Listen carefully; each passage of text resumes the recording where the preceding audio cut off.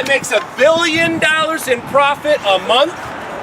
They make $100 million a year in contracts from the state of New Jersey, paid by New Jersey taxpayers. They've received more money from the state of New Jersey in grants and subsidies and awards than every other state in America combined. And now that New Jersey has been that good to Verizon, what do they want to do? They want to make it easier to ship our jobs out of state.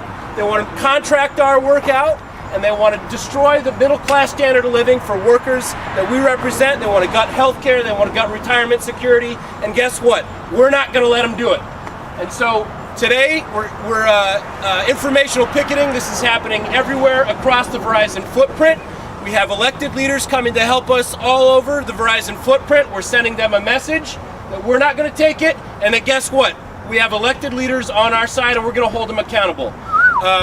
Today we have from the 14th District, an Assemblyman. He's the chair of the Assembly Telecommunications Committee. We're going to need people like him helping us to hold this company accountable, and to tell the company we need a fair contract. He's with us on every single issue in Trenton. He's a union member. He understands what it's like to get up and go to work and fight a company and get a good contract. Wayne DeAngelo from the 14th District. It's nice to wake up 7:30 in the morning and get an applause. But good morning, brothers and sisters. And yes, I'm on the legislature, but I'm there because I'm a labor guy. Plain and simple. I'm the president and assistant business manager of Local 269 from the IBEW, and that's the construction branch. And I do and have these problems with Verizon as well. I was out in Ewing at one of the central offices on a picket line because not only are they screwing you guys with your contract and bargaining in bad faith and taking corporate greed to the next level, but they're screwing the construction guys by hiring employers that don't pay their fair wages and benefits to their construction workers.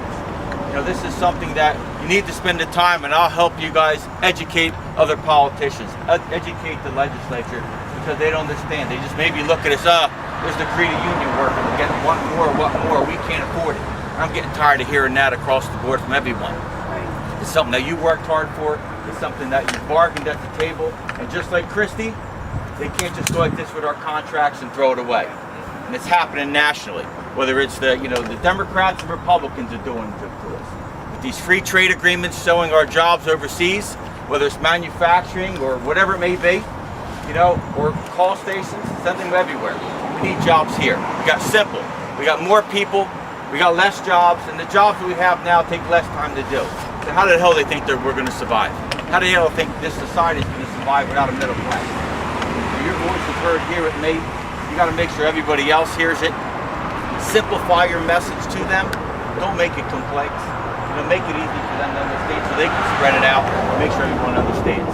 And I told these guys I'm going to take a little sheet, bullet points, and spread it out throughout the legislature and other elected officials in the area so that they understand. So they can reach out to Verizon and say, what the hell are you doing? Do the right thing. We wish more companies where we're like public service and electric and gas is a great employer to make sure everything's okay. Here Verizon's just taking corporate greed to the next level. And with them wanting to get rid of copper altogether, there's no way in hell that's going to happen as long as I'm in the legislature. Woo-woo. I'm going back to my hall. I've worked with Wayne on numerous things. We had a bill on voice link he helped us with. I've sit with him on the Electrical Association. Wayne's a terrific guy. He's got our backs. He will get it out. We just talked to him about getting more legislative people involved. We have the labor councils involved throughout the state. We got the backs of a lot of politicians, and I know they're going to mayors. CWA and IBEW will hit the mayors to increase the files volume throughout the state, and that's what we need. We need jobs. We need to keep the jobs here. We need to keep our benefits. There's a lot of issues on the plate. I'm sitting at the table with our bargaining team that all came down from the IBEW. They got pensions, they got job security, they got so many issues on the plate. It's so crowded. We got to get through them, and we got to get a contract. And I hope it comes sooner than later. Thank you for all. I will just leave you guys. I will just leave you with this. I got a request from you guys now. In 10, 11 weeks we have an election, and every year you're going to hear your leadership. Hey, we need you to get out there and help these people get elected. Well, the legislature, it's every 2 years.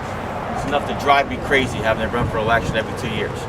So when your leadership asks you guys, hey, go to the Central Labor Council on Saturdays for labor walks, I'm there at the one in Mercer County. It's right at my hall in Lawrenceville, going out door to door, educating our members on the important issues, making sure they know and understand. And on election day, I'm asking you to vote by mail, get that out of the way, so you don't even have to go there. And on election day, come out to union halls and go banging on the members' doors who maybe forgot to vote, because it's very important. Because in a stupid election, things can change and it can get worse. It can. So thank you, and just please remember to help out on the labor walks and getting out the vote. So let me just say that Assemblyman DeAngelo has a very competitive district. There's just about as many Republicans as there are Democrats. It could go either way, right? Yes. And in districts like that, what a lot of Democrats do is they try to run to the center and try to make the companies happy, right? So that the big companies aren't coming in and spending money and trying to defeat them, right? That's not how it is with Wayne DeAngelo, right? He knows where he's at every single time. We're going to support him. We're going to support other legislators like him. And then, and by the way, and it's the same thing. We're going to be here as long as we need to be here. We're going to be one day longer and each day stronger. And we're going to send a message to this company here and at the elections that what they're doing, trying to get rid of regulation, trying to evade their FiOS bill, sending all the money to the top, paying their top executives while screwing workers, is not going to stand in New Jersey, all right? Do you want anybody to say something from your local? Amy, do you want to speak up? Like I said, I'm just so glad to see people out here and supporting this, and thank you very much for coming. It means a lot to us. So we have to stay in this together. We got to get through this. I think we will, but we just have to be strong. We have to get, the next time we need to have 3 times as many people out here, because the mobilization is the biggest thing, and people think that the company doesn't notice it, but they absolutely do. Trust and believe that they absolutely do. And this is a nice turnout, but we need 3, 4, 5 times as many next time. Good luck, guys. All right, thanks. Thank you. Take care, everyone. Watch the cars. When I was here for ACCLS a couple months ago. Did somebody say sing a song? Do we have a huge thing song?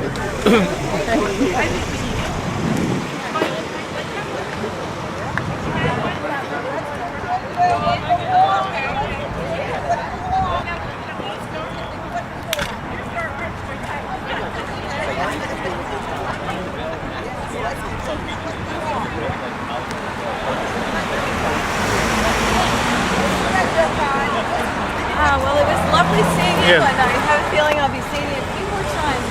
Absolutely, absolutely.